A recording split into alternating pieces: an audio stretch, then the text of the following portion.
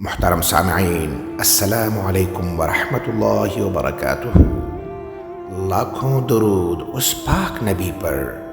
جن کے صدقے ہم ان کی امت میں شامل ہیں۔ یوں دین اسلام کی سربلندی کی خاطر حضرت عبد الرحمن بن عوف رضی اللہ تعالی عنہ روز اول سے ہی قدم قدم پر مصائب و آلام کا خندہ پیشانی کے ساتھ مقابلہ کرتے رہے۔ ہجرت حبشہ ہو یا ہجرت مدینہ، مشرکین و مخالفین کے خلاف غزوات ہوں یا کوئی بھی موقع ہو، ہر موقع پر اور ہر آزمائش میں حضرت عبد الرحمن بن عوف رضی اللہ تعالی عنہ ہمیشہ بے مثال استقامت اور جرأت و شجاعت کا مظاہرہ کرتے رہے۔ آزمائش کی ہر گھڑی میں بڑی سے قربانی پیش کرنے کے لیے ہم وقت آمادہ و تیار رہے۔ جس طرح مختلف غزوات کے موقع پر حضرت عبد الرحمن بن عوف رضی اللہ تعالی عنہ ہمیشہ پیش رہے اور جسمانی طور پر تکالیف اور ہر قسم کی صعوبتیں و مشقتیں برداشت کرتے رہے۔ اس سے بھی بڑھ کر قابل ذکر ان کی وہ قربانیاں اور وہ خدمات ہیں جو ہمیشہ ہر موقع پر یہ اپنے مال و دولت کے ذریعے انجام دیتے رہے۔ رسول اللہ صلی اللہ علیہ وسلم نے ان کے لیے جو دعائیں خیر و برکت فرمائی تھی، اس کے نتیجے میں دیکھتے ہی دیکھتے بڑی سرعت کے ساتھ ان کے مال میں خیر و برکت کے آثار خوب نظر آنے لگے تھے۔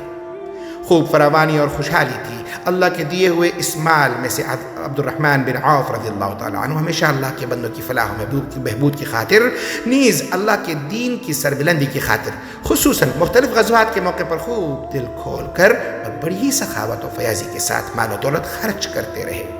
اور یوں راہ حق میں جسمانی قربانیوں کے ساتھ ساتھ مالی قربانیوں کی بھی ایک طویل داستان رقم کر گئے۔ خصوصاً سن 9 ہجری میں پیش آنے والے تاریخی غزوہ تبوک کے موقع پر جب قحط کا زمانہ چل رہا تھا، مال و اسباب، اسلحہ، خوراک، غرض کے ہر لحاظ سے بڑی تنگی و عسرت کا سامنا تھا۔ اس موقع پر حضرت عبد الرحمن بن عوف رضی اللہ تعالی عنہ نے 200 اوقیہ خالص سونا بطور تعاون پیش کیا تھا، اور پھر یہ لشکر رسول اللہ صلی اللہ علیہ وسلم کی زیر قیادت مدینہ سے اپنی منزل مقصود یعنی تبوک کی جانب رواں ہو گیا۔ یہ طویل ترین مسافت طے کرنے کے بعد جب یہ لشکر تبوک پہنچا تو وہاں ایک اور بڑی فضیلت و سعادت عبد الرحمن بن عوف کی منتظر تھی۔ ہوا یہ کہ ایک روز جب فجر کی نماز کا وقت ہو چکا تھا، رسول اللہ صلی اللہ علیہ وسلم قضاء حاجت کی غرض سے کچھ دور تشریف لے گئے تھے، جبکہ اسلامی لشکر میں موجود سب ہی افراد وہاں نماز باجماعت کی غرض سے موجود تھے۔ ایسے میں یہ اندیشہ پیدا ہونے لگا کہ کہیں نماز فجر کا وقت نہ نکل جائے۔ اب سب ہی لوگ تشویش میں مبتلا ہو گئے۔ کچھ لوگوں نے اصرار کیا کہ ہمیں نماز قضا نہیں کرنی چاہیے، رسول اللہ صلی اللہ علیہ وسلم کو شاید کسی وجہ سے تاخیر ہو گئی ہے۔ اگر آپ صلی اللہ علیہ وسلم کو اس بات کا علم ہوگا کہ ہم سب نے محض آپ علیہ السلام کے انتظار میں نماز قضا کر دی ہے تو یقیناً آپ صلی اللہ علیہ وسلم ناراض ہوں گے، لہٰذا ہمیں اب نماز پڑھ لینی چاہیے۔ جبکہ دیگر کچھ لوگوں کا اصرار یہ تھا کہ ہمیں بہر صورت رسول اللہ صلی اللہ علیہ وسلم کا انتظار کرنا چاہیے۔ یہی صورتحال جاری تھی کہ اس دوران کچھ لوگوں نے حضرت عبد الرحمن بن عوف رضی اللہ تعالی عنہ سے امامت کے لیے خوب اصرار کیا اور پھر تقریباً زبردستی انہیں امامت کے لیے آگے بڑھا دیا، جس پر حضرت عبد الرحمن بن عوف رضی اللہ تعالی عنہ کی امامت میں نماز باجماعت کا آغاز ہوا۔ اسی دوران رسول اللہ صلی اللہ علیہ وسلم بھی تشریف لے آئے، اور تب آپ علیہ السلام نے دیگر تمام افراد کی طرح عبد الرحمن بن عوف رضی اللہ تعالی عنہ کی اقتداء میں ہی اس روز نماز فجر ادا کی، اور یوں اس تاریخی غزوہ تبوک کے موقع پر یہ اتنی بڑی سعادت بھی ان کے حصے میں آئی۔ رسول اللہ صلی اللہ علیہ وسلم کے مبارک دور میں یوں ہمیشہ ہی آپ علیہ السلام کے ساتھ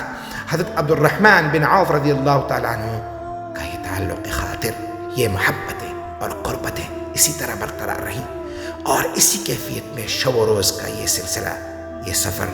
جاری رہا۔ رسول اللہ صلی اللہ علیہ وسلم کے مبارک دور میں حضرت عبد الرحمن بن عوف رضی اللہ تعالیٰ عنہ ہمیشہ نہایت ذوق و شوق اور اہتمام و التزام کے ساتھ آپ علیہ السلام کی خدمت میں حاضری، خدمت گزاری، علم استفادہ اور کسب فیض میں مشغول و منہمک رہے۔ اسی طرح رسول اللہ صلی اللہ علیہ وسلم کی طرف سے بھی ان کے لیے محبتوں اور عنایتوں کا مبارک سلسلہ ہمیشہ جاری رہا۔ آپ علیہ السلام تا دم آخر ان سے انتہائی مسرور و مطمئن رہے، یہاں تک کہ اسی کیفیت میں رسول اللہ صلی اللہ علیہ وسلم کا مبارک زمانہ گزر گیا۔ عہد نبوی کے بعد اب خلیفہ اول حضرت ابو بکر صدیق رضی اللہ تعالیٰ عنہ کے دور خلافت میں بھی انہیں دینی، علمی، معاشرتی، سیاسی، غرضیہ کی ہر حیثیت سے بڑی اہمیت حاصل رہی، اور انہیں حضرت ابو بکر صدیق رضی اللہ تعالیٰ عنہ کے خاص دوست، قریبی ساتھی اور مشیر خاص کی حیثیت سے دیکھا جاتا رہا۔ مکہ شہر میں دین اسلام کے بالکل ابتدائی دنوں میں حضرت ابو بکر صدیق رضی اللہ تعالیٰ عنہ کی دعوت و کوشش کے نتیجے میں ہی حضرت عبد الرحمن بن عوف مشرف با اسلام ہوئے تھے، لہٰذا ان دونوں جلیل القدر شخصیات میں گہری محبت و قربت یقیناً فطری چیز تھی، اور پھر خلیفہ دوم حضرت عمر بن خطاب رضی اللہ تعالیٰ عنہ کے دور خلافت میں بھی حضرت عبد الرحمن بن عوف کی یہی حیثیت اور ممتاز و منفرد مقام و مرتبہ برقرار رہا۔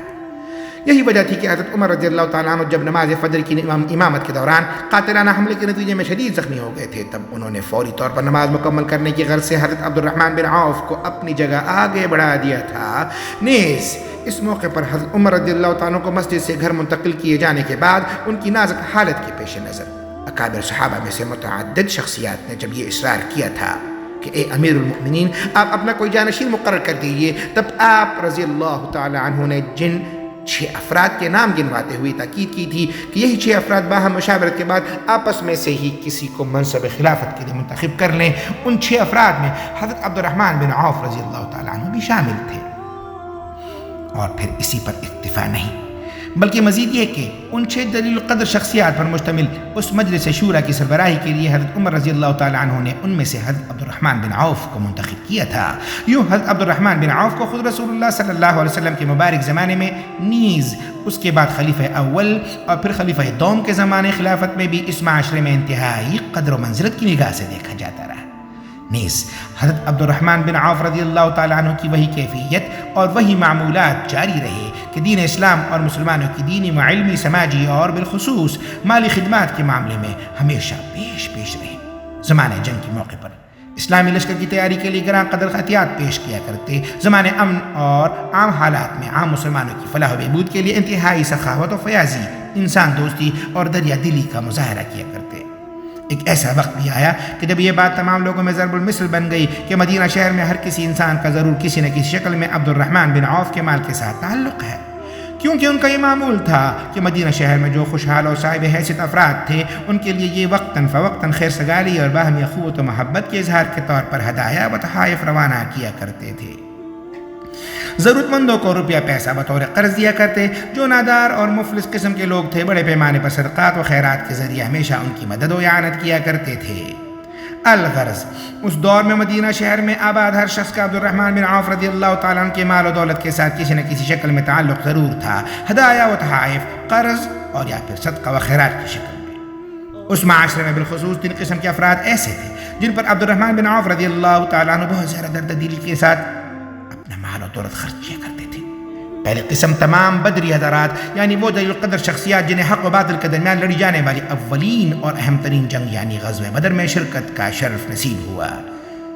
حضرت عبد الرحمن بن عوف ہمیشہ پابندی کے ساتھ ان کی خدمت میں قیمتی تحائف بھیجتے رہتے تھے۔ دوسری قسم قبیلہ قریش کے خاندان بنو زہرہ سے تعلق رکھنے والے افراد، کیونکہ خود حضرت عبد الرحمن بن عوف کا تعلق بھی اسی خاندان بنو زہرہ سے تھا۔ تیسری قسم امہات المؤمنین، یعنی رسول اللہ صلی اللہ علیہ وسلم کی ازواج مطہرات۔ رسول اللہ صلی اللہ علیہ وسلم کی اس جہان فانی سے رحلت کے بعد حضرت عبد الرحمن بن عوف تمام امہات المؤمنین کی ضروریات زندگی کا بہت زیادہ خیال رکھا کرتے تھے، ہمیشہ ان سبھی کی خدمت میں اشیاء خورد و نوش و دیگر اشیاء ضرورت نیز قیمتی ہدایہ و تحائف ارسال کرتے رہنا ان کا روز مرہ کا معمول تھا۔ بالخصوص ہر سال حج بیت اللہ کے موقع پر یہ ان کے ہمراہ جاتے، دوران سفر ہر طرح سے ان کی ضروریات کا خیال رکھتے، خوب خدمت بجا لاتے، ان کے لیے عمدہ ترین سواریوں کا انتظام، نیز ہر طرح ان کی راحت و آرام اور قیام و طعام کا بندوبست خود اپنی ذاتی نگرانی میں کیا کرتے تھے۔ ظاہر ہے کہ امہات المؤمنین رضوان اللہ علیہن کی خدمت اور ان کی خبرگیری بذات خود بہت بڑی سعادت تھی۔